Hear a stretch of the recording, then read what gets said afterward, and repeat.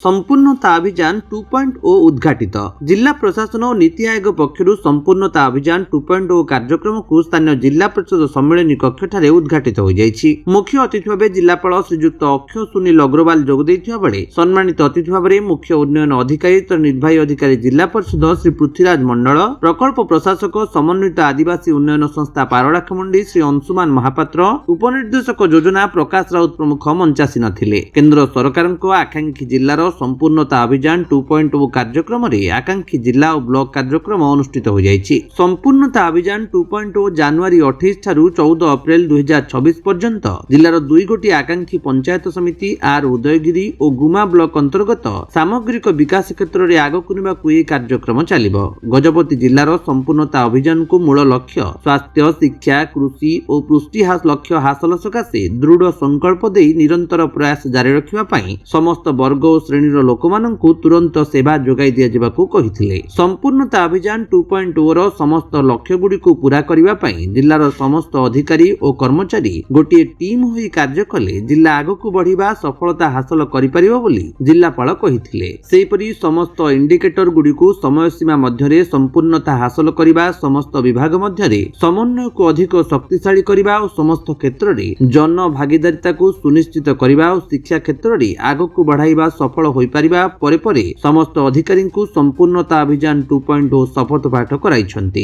एई उद्घाटनी कार्यक्रम रे जिला शिक्षा अधिकारी डॉक्टर मायाधर साहू, जिला कृषि अधिकारी श्री एम प्रकाश राउंको समेत पिरामल फाउंडेशन रो श्री देवव्रत आचार्य, श्री राणी, आकांक्षा ब्लॉक फेलो आर उदयगिरी श्री कान्हूचरण पाणिग्राही, गुमा ब्लॉक रो Bapi Kishore Digal, PM skill development Shri Devendra Kar समेत समस्त जिला स्तरीय अधिकारी प्रमुख उपस्थित थिले। आज आमर गजपति जिले में आमे संपूर्णता अभियान द्वितीय आरंभ करिछु। तार शुभारंभ जिला परिषद ये ऑफिस रे सबु विभागीय ऑफिसर्स, वीडियो समस्त उपस्थिति रे, मीडिया भाई मान उपस्थिति रे आज आमे शुभारंभ करिछु।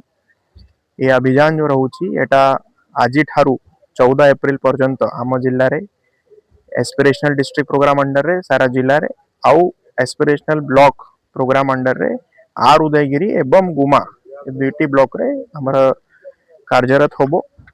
एथिरे नीति आयोग और ओडिशा सरकारंकर निर्देश क्रमे आमे एस्पिरेशनल डिस्ट्रिक्ट रे 5टी इंडिकेटर्स और एस्पिरेशनल ब्लॉक रे 6टी इंडिकेटर्स रे सैचुरेशन करिबा पाई आमे पदक्षेप नबु। आम जिल्लार पोजीशन मु आज ये लॉन्च सेरेमनी रे मु छोटिया गोटे रिव्यू मध्य करिछि। एथिरे हमर पोजीशन भल रहउछि।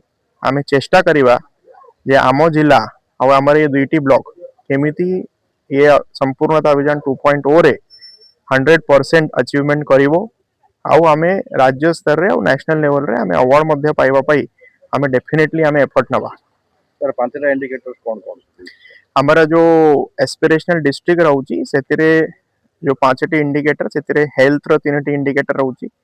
सेतिरे टीबी एस्टिमेशन रो गोटे टीबी पेशेंट एस्टिमेशन रो गोटे इंडिकेटर रहउछि। सेतिरे एजुकेशन को देखिबो गले तो हमर फंक्शनल गर्ल्स टॉयलेट सबु स्कूल रे अछि कि नै सेटा रहउछि। हमर एग्रीकल्चर फील्ड देखबो गले सबु एनिमल्स मानकर वैक्सीनेशन होउछि कि नै सेटा रहउछि। और एस्पिरेशनल ब्लॉक को देखबा को गले सेतिरे न्यूट्रिशन फील्ड रे माने सबु पिला मानकर ओजन ठीक से होउछि कि नाही 100%, समस्त को एसएनपी माने सप्लीमेंटरी न्यूट्रिशन दिया जाउछि कि नाही, तापर सबु आंगनवाड़ी केंद्र रे पीवा पानी और टॉयलेट ना अछि कि नाही, गर्ल्स टॉयलेट सबु स्कूल रे अछि कि नाही। तो ये बढ़िया इंडिकेटर्स हमको नीति आयोग देइ छथि, तार ऊपर हमें काम करिए। सर गत जो अभियान वन रे हमर कोन कोन सबु कार्य गत अभियान रे मध्य एटा 2024 रे कार्यकारी हेइथिला। सेतिरे मध्य नीति आयोग हमको केतेटा इंडिकेटर सैचुरेशन करिया पई देइथिले। सेतिरे जिला ब्रोंज मेडल हासिल करथिला, राज्य स्तर रे गोटे हमर अचीवमेंट हेइथिला।